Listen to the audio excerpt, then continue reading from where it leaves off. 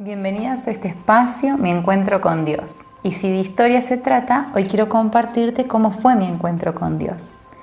Mis padres son cristianos y voy a una iglesia desde que estoy en la panza de mi mamá.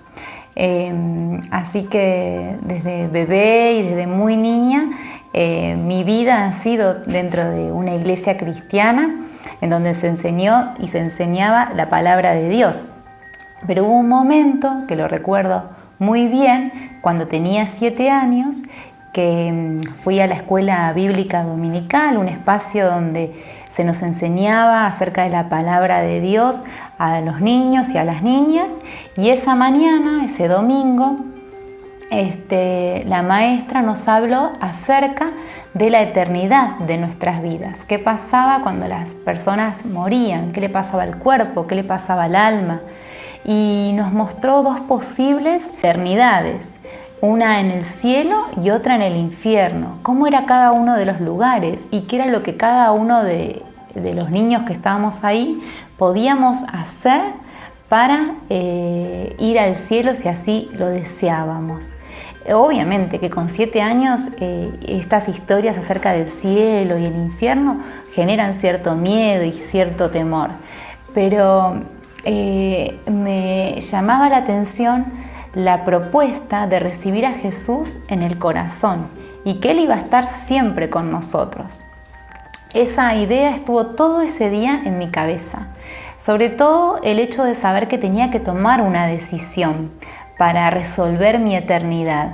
Y a lo largo de ese domingo estuve inquieta, volví a pensar en lo que la maestra nos había contado y en un momento le comenté a mi papá que la maestra a la mañana nos había animado a hacer una oración con Jesús, pidiéndole que Él pudiera entrar a nuestro corazón y pidiéndole perdón por nuestros pecados.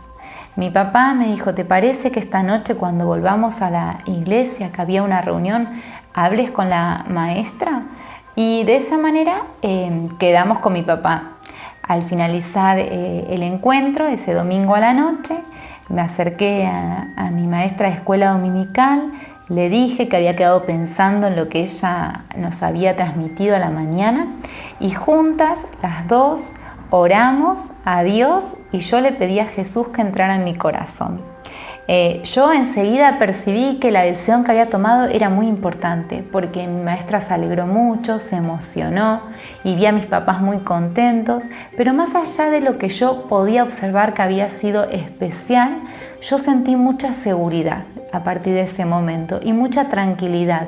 Tenía mucha paz en el corazón también y transité mi niñez y adolescencia con mucha seguridad porque era hija de Dios y me sabía amada por Dios. Eso durante la adolescencia me daba mucha seguridad en cuanto a mi estima, a veces cuando tenía ciertos temores, pensar que era hija de Dios siempre me dio mucha seguridad al moverme.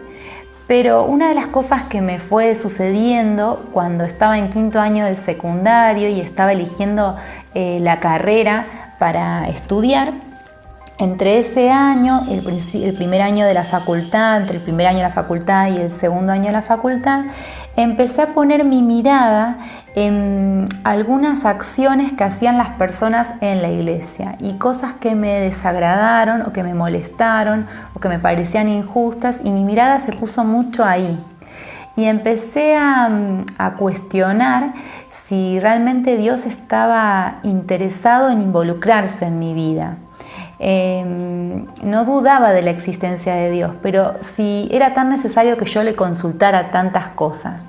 Esa mirada puesta en los errores o en las incoherencias de las personas con las que servía en la iglesia y empezar a ver que quizás había otras posibilidades de vida, me hicieron dudar sobre todo si Dios estaba tan interesado en mí.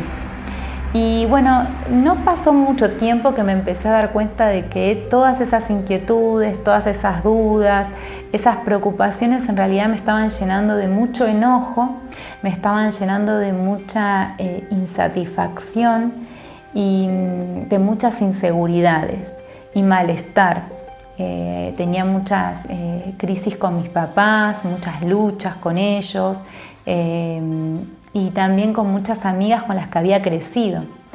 Así que en esa situación de sentirme de esta manera, en este estado, fui a un campamento en un verano, cuando estaba terminando el segundo año de la carrera, y en ese campamento, que nos invitaron de una iglesia en otra provincia de la que yo vivía, la persona que tomaba la palabra y nos enseñaba, hablaba de las características del siervo de Dios, cómo era aquella persona que le consultaba todo a Dios, cómo eran sus emociones, cómo era su vida, cuáles iban a ser las consecuencias de una persona que decidiera estar cerca de Dios.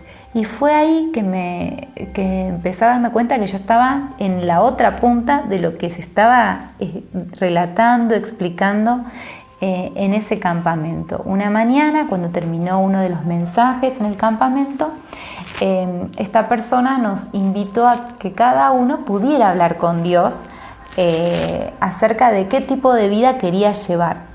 Y bueno, yo estaba con muchas angustias, muchas insatisfacciones y con muchos cuestionamientos también hacia Dios.